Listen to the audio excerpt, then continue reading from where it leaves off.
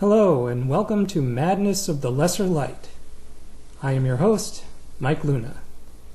In this episode, I'll be reading a piece entitled Merchants of Cortisol.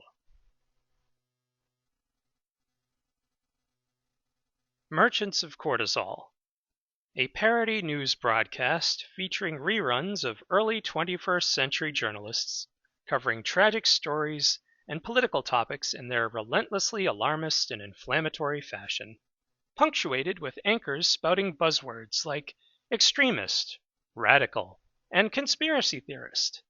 Hollow and dismissive labels applied to anyone who happened to disagree with their narratives. Narratives often driven by some sort of soulless, short-sighted business interest that benefited off the misery, suffering, and death of others, via the promotion of war and weapons sales.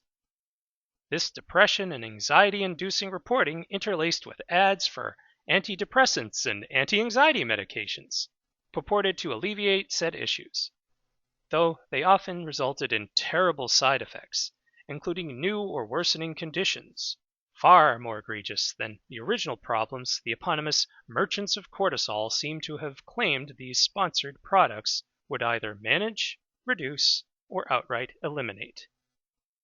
All the while, a grandiose symphony would play a corny rendition of each newscast's bombastic intro and background music strung together in an elaborate medley.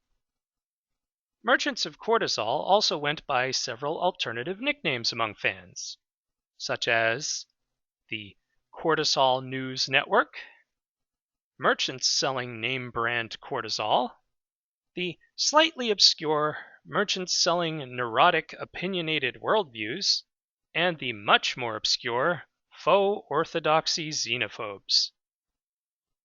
If one watched the live stream of Merchants of Cortisol, one would see, accompanied by the audio of the pessimistic, biased, and borderline Orwellian journalism, a black screen with big, bold red letters spelling out the words, "Be afraid, be angry."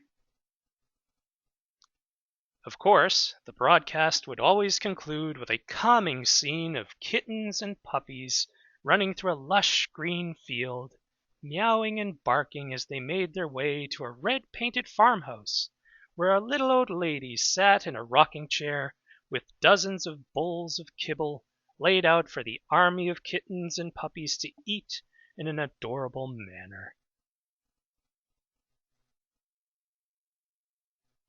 Thank you for listening. I hope you enjoyed. See you later.